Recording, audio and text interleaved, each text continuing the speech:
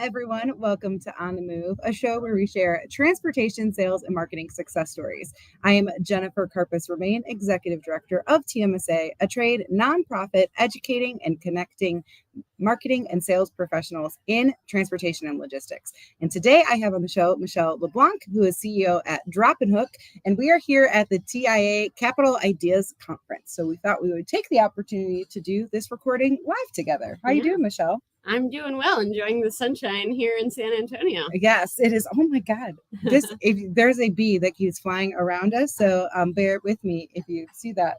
Don't love bees. So we are in San Antonio for TIA, and we're in the swing of trade show season. And besides always being easy to spot on the trade show floor, which I love that you're wearing your pink outfit today because it's very true. But she normally wears bright colored outfits. Great to find her. But what are some of your other kind of go-to must-have for trade shows when you travel? Yeah. So I always say this is like inbound marketing in an outfit because people will come up and talk to you. It's an easy opener to be like, I love the pink. Yes. But I would say one of my other favorite trends that has happened in the world is everybody's wearing their sneakers to a trade show now. And I so appreciate people who have their brand colored sneakers. Yes. That is definitely one of my go-tos.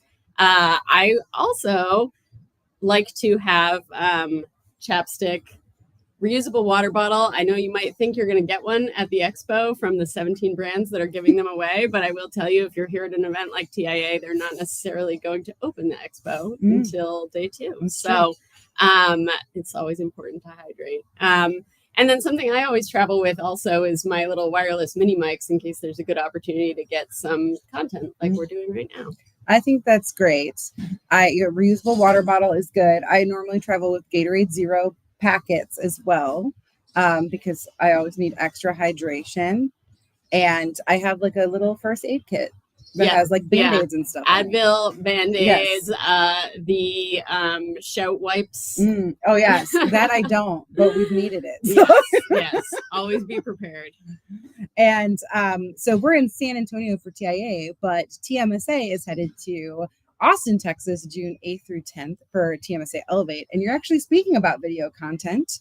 So I'm curious, we are here. What element of video productions do you do at trade shows? So obviously when you can grab those clips, you do. But what does that look like when you go to shows? Some content. I mean, so I personally love coming to trade shows because it's just a great opportunity to get to connect with kind of my industry friends. I work from home every single day of my life. So it's like, this is my ideal world scenario. Never have to commute into the office, but then I come to things like this and I see a whole lot of my favorite people all in one place and have those relationships and those connections. So as a marketer, I also look at trade shows as an opportunity to take those relationships and connections, take advantage of the fact that we've paid to be here in this place, and use it to produce some content that we're going to get extra mileage out of by putting it out, say, on one of the company's LinkedIn pages. So content production specifically at a conference is tricky because you're not necessarily going to have beautiful backdrops like this everywhere you go. You're not necessarily going to have good sound. And if you're not paying for a full-on video production company, that's going to be a little bit of a challenge. But that doesn't mean you can't take the opportunity to do a little something that is off the cuff for social media. So something that is a really easy thing to do is if you have customers that are at an event, maybe it's an opportunity to grab just a quick testimonial where you ask them a simple question, whether it's to share their experience working with you as a customer, or maybe it's something as simple as talking about a trending topic in the industry.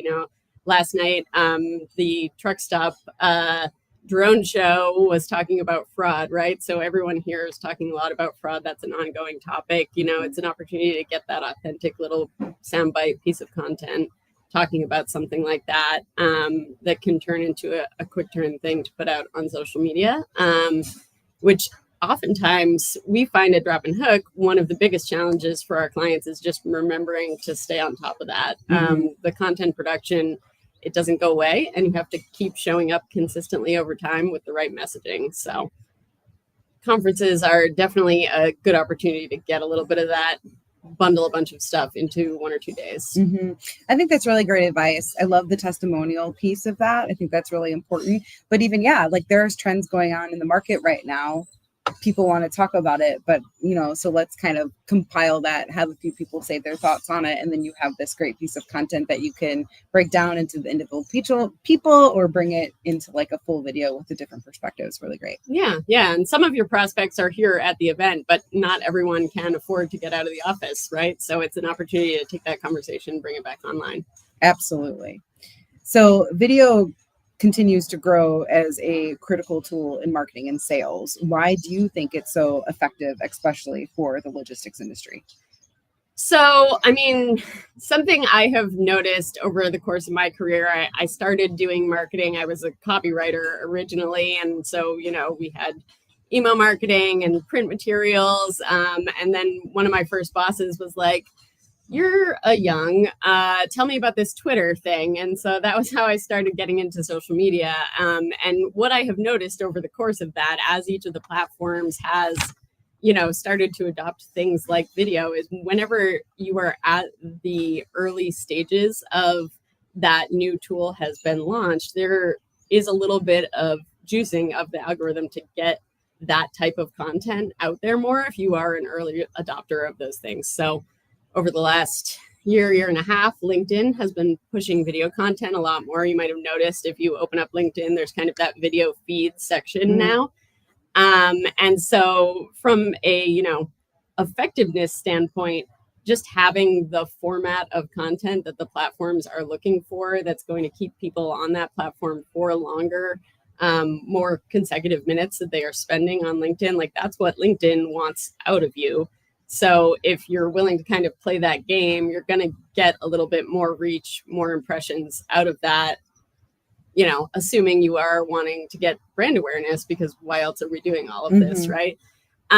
So if your goal is then lead generation, okay, video content's maybe not going to do that, but it might be an opportunity to get that initial brand awareness. And then, now we can run a remarketing ad using paid ads to people that have watched that video and are part of your ideal audience, in order to bring them further down and, be able to talk to them more directly. How do you kind of decipher which platform likes different types of videos, like length of video? Does that matter? Or do you kind of start with one video, put it on the different things, see what resonates? Yeah, I mean, so, I think I would love to say there's just like a magic easy answer that you can say. But the one thing I have found is like, what really matters is the message of the content is going to resonate with who your specific audience is. So that said, if you are creating video content for TikTok, sort of speaking in the native language of TikTok, creating video content that is for that platform, that is the type of content that your audience is used to seeing and likes engaging with on that platform, will do better. So the most important thing you can do is know who your audience is and what they specifically like, because while you can say, okay, here's an overall best practice for TikTok, 30 seconds to a minute long of video, maybe your audience is actually really interested in those longer, like how-to videos that are really going to walk you through doing something specific, and putting out content that's going to resonate with, the 100 people you really want to talk to is, in my mind, always better than putting out content that's going to resonate with 100,000 people, but they might not be your right people. Sure.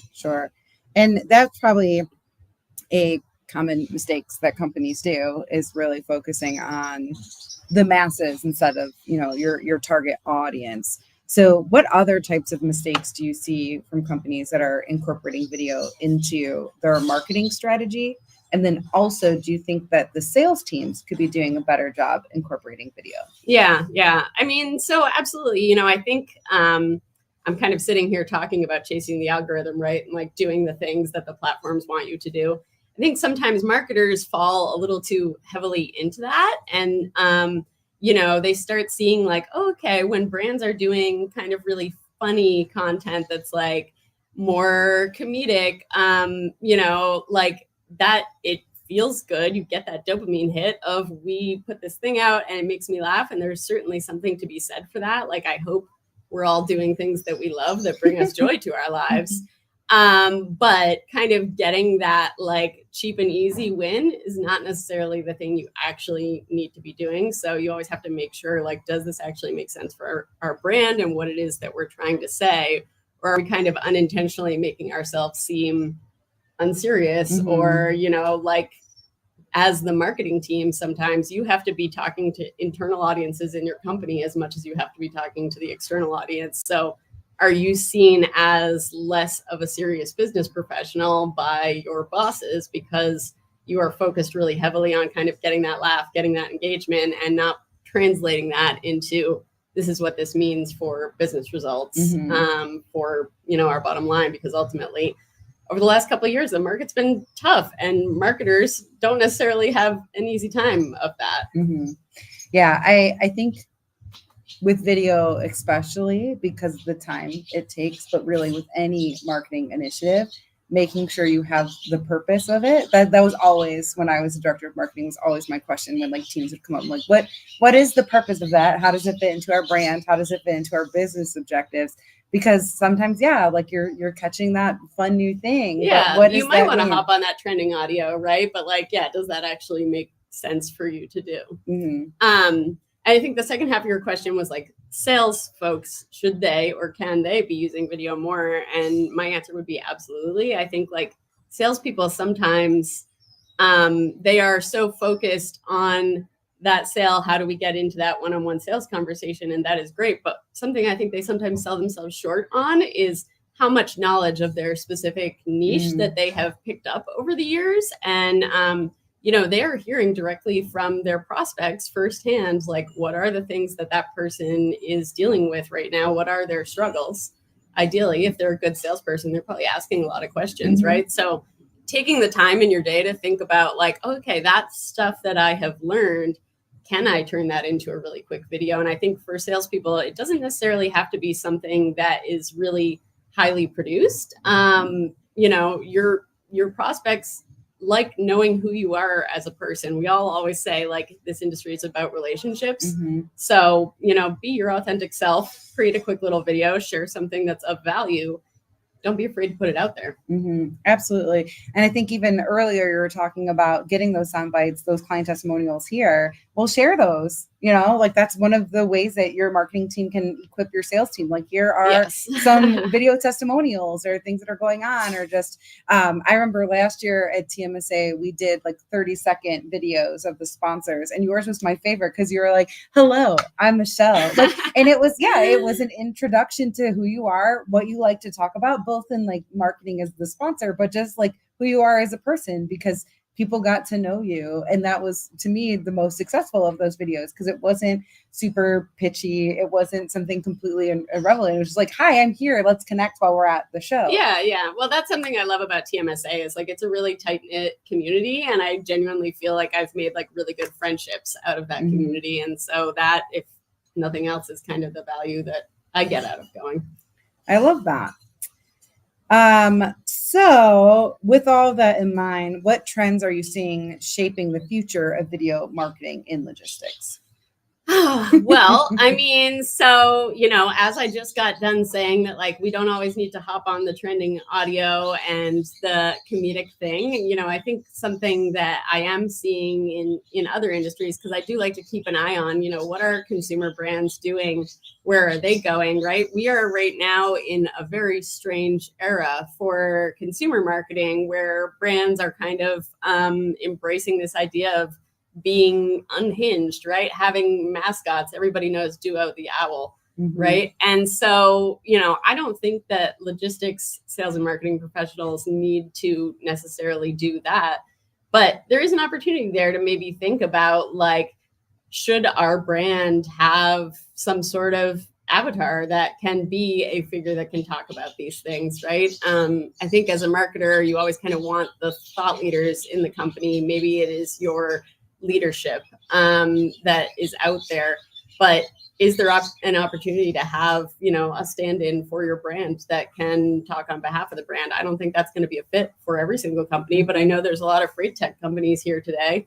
It's interesting to me. I don't think any of them have a mascot. And, why is that? Because this is a tried and true thing that has worked for companies throughout the years. So I think like it's just always in my mind really good to see like not just what are your direct competitors doing, but what are some aspirational brands that you're like, I like what they're doing, and think about if there's something you can take from that and apply like how can I make that what your goals are. Yeah, absolutely.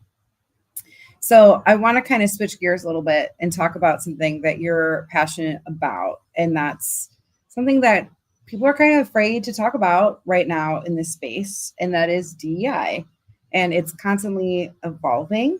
And there's people who really support it. There's people who are afraid to support it. There's people who don't support it. But what are steps that companies can take to ensure that they are authentically incorporating DEI into their brand identity in the current condition with all those things in mind, even when that moniker right now is kind of triggering to people? Yeah. I mean, so, I would say for me, this is something, as long as I've been working with transportation brands, it has been a really important part of my career. And one of the reasons that I fell in love with the industry, I got my start actually doing like driver recruitment marketing, my start in transportation at any rate. And, I think when it comes down to it, we are an industry that is about kind of moving things from point A to point B.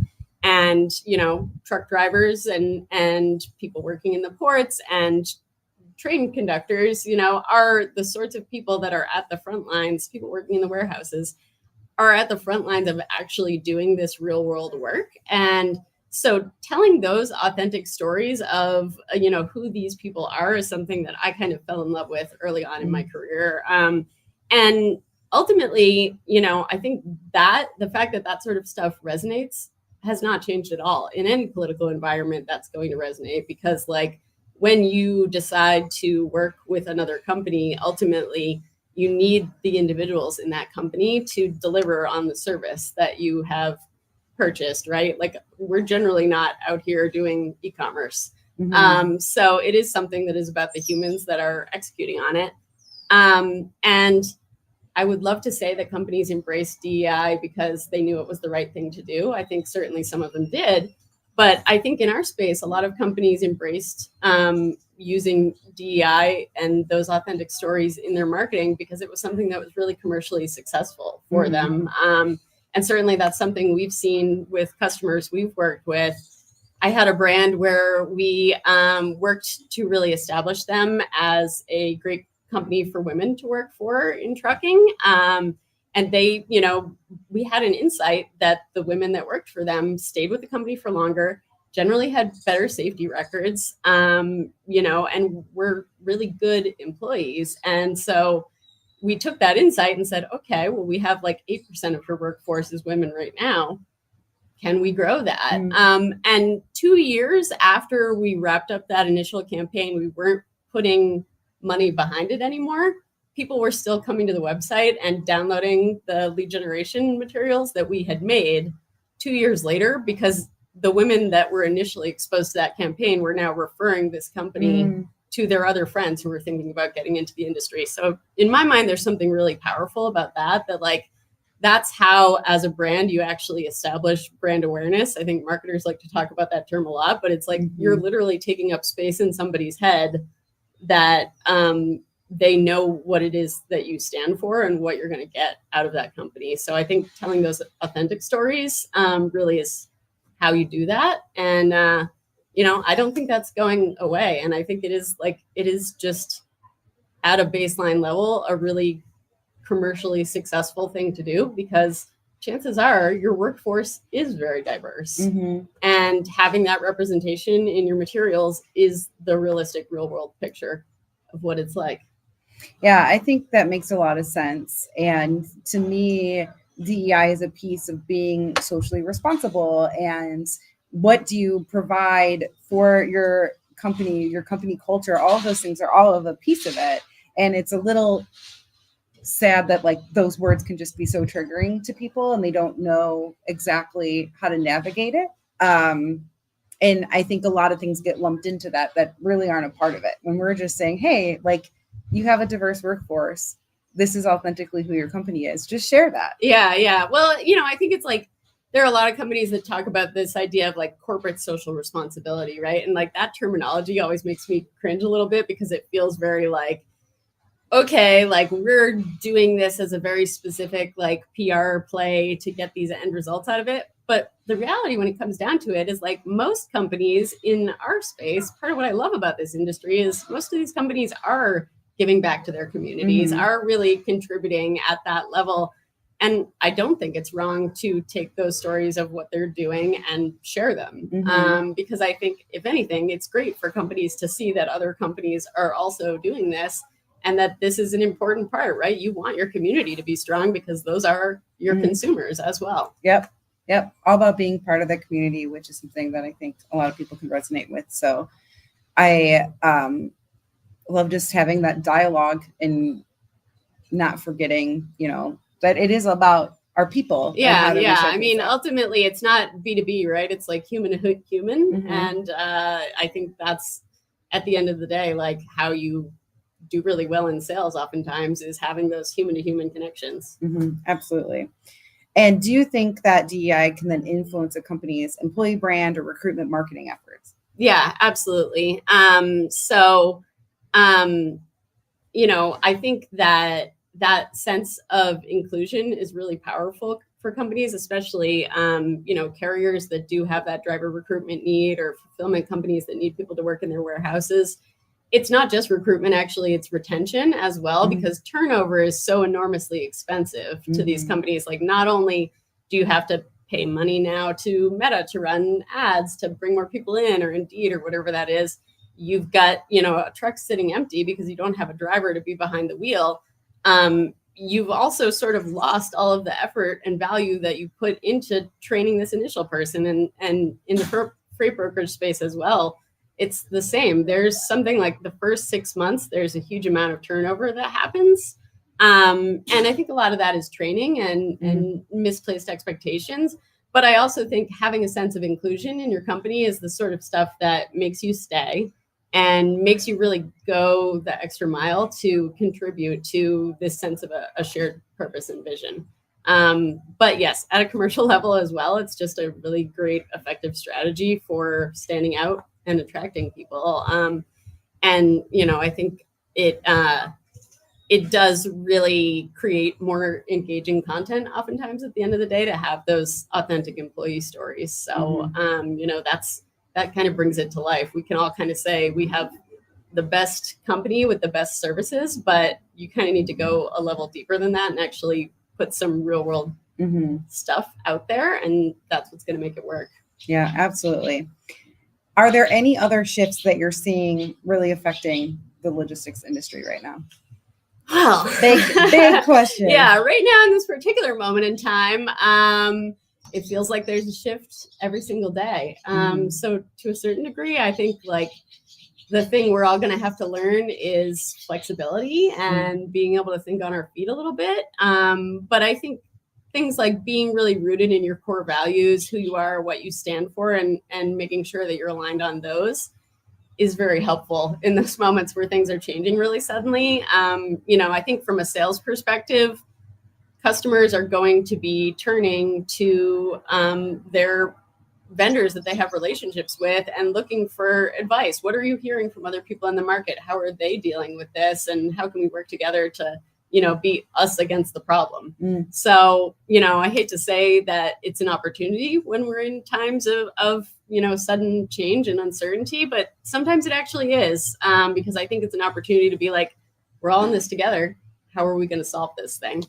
I think the thing that is really tricky though, from a marketing perspective is, sometimes things take time, and that means kind of committing budget for a certain amount of time, and staying the course, having a little bit of faith in what you're doing and what you believe in, and working towards that end goal. And that's a little hard to do for companies where they're feeling like things are really uncertain.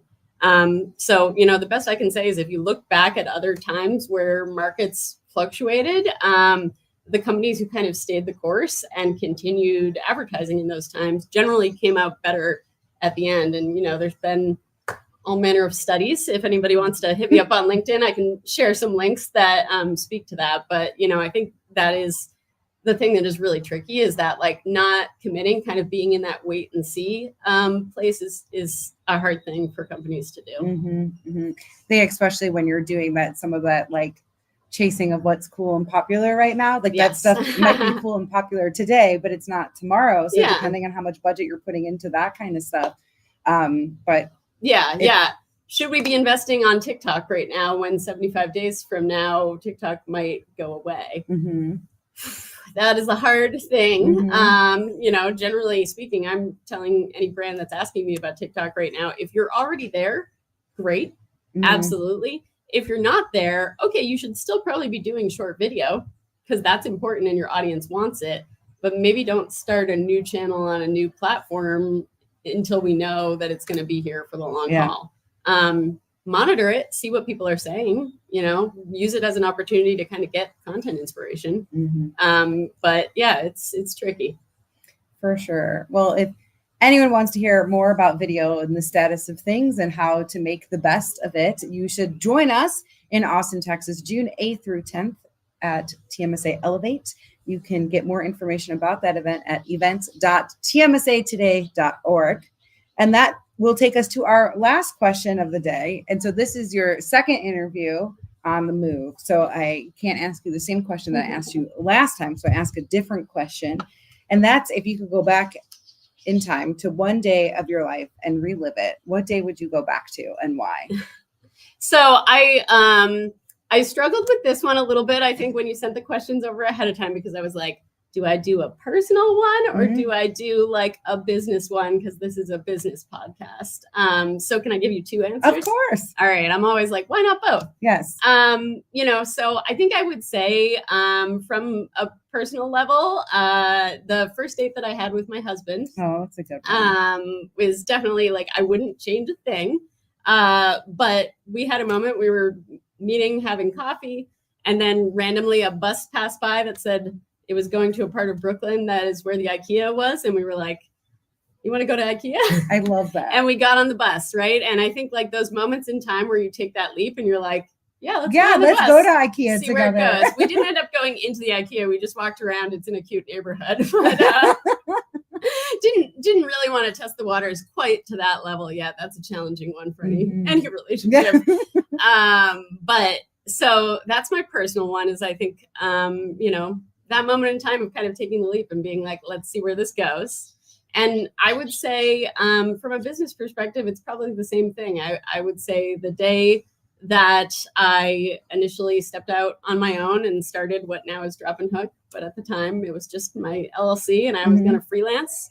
And my husband, again, plays a role in this one because I got my first invoice for my first client. That it was one of the two that we went live with at the time, which is my friends at Reads Across America. So anybody that went to TMSA a couple of years ago probably got to see that presentation with them. But it was a check, but my husband, being the lovely person that he is, like took a $1 bill out of his wallet and he taped it up on our wall and he said, congratulations, you are now doing this thing. So it's all been upwards from there.